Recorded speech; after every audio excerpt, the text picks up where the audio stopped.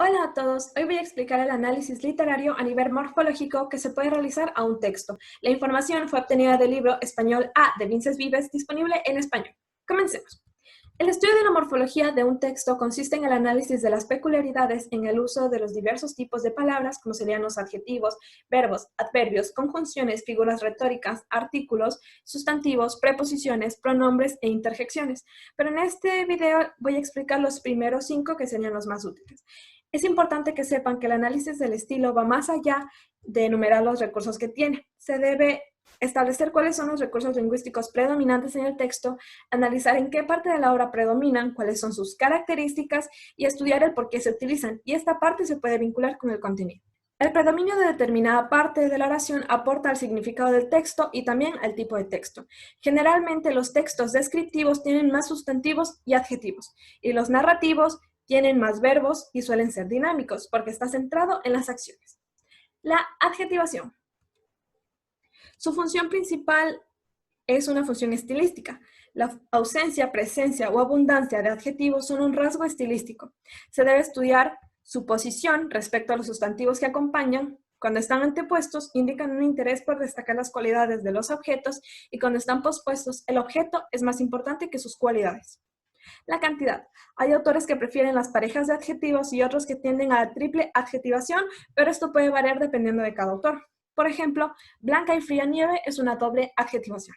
¿En qué medida agregan significado a los sustantivos que modifican? Por ejemplo, los adjetivos epítetos no agregan mucho significado, sino que insisten en significados característicos del sustantivo al que modifican. Por ejemplo, blanca nieve, ya sabemos que esta es blanca. Otros tipos de adjetivos son posesivo, demostrativo, calificativos, pero hay muchos otros. Los verbos. Los dos factores más importantes son, primero, los modos y tiempos verbales predominantes. Esto se puede relacionar con el punto de vista de la historia o de un fragmento. Por ejemplo, el texto podría ser narrado como un recuerdo, es decir, en pasado, esto indicando los tiempos verbales, y en los modos podría ser subjuntivo, que indica duda, imperativo, que indica una orden, e indicativo, que indica una acción. Por ejemplo, el avión acaba de despegar. Luego tenemos en qué medida los verbos indican actividad o pasividad, es decir, salir, correr, tomar, y en el caso de la pasividad, ver, pensar, reflexionar. Los adverbios. En el caso de los adverbios se estudian como los adjetivos. En cuanto a la posición, si están antepuestos, busca reflejar, destacar las circunstancias de las acciones, y cuando están pospuestos, las acciones son más importantes. En cuanto a la cantidad, hay autores que prefieren utilizar uno o dos adverbios o más. Se debe estudiar en qué medida agregan significado a los verbos que modifican. Algunos no agregan significado, sino que insisten en significados característicos del verbo que modifican. Por ejemplo, los adverbios de tiempo, como nunca o siempre, pueden agregar un sentido de rutina o expectativa para un nuevo evento. Las conjunciones pueden producir efectos interesantes en el orden. Su ausencia provoca un efecto entrecortado. Su abundancia o figura retórica polysíndeton genera una sensación de cantidad incrementada. Por ejemplo, la pintura podría ser descrita como tiene color celeste y verde y rojo y naranja, y esto da una sensación de gran cantidad. Las conjunciones apersativas implican oposición de conceptos, juicios, elementos, y algunas de estas son pero, si no, sin embargo. Y un ejemplo famoso sería el de Tronchatoro diciendo pero. ¿Dijiste pero? Las figuras retóricas.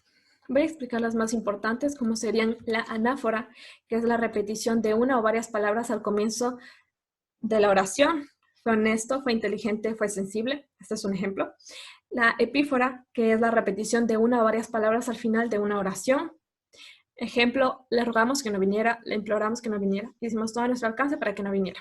Aquí el que no viniera sería lo que se repite al final. Los juegos de palabras. Combinación de palabras que produce generalmente un efecto cómico, ya sea porque se dice algo derecho y al revés.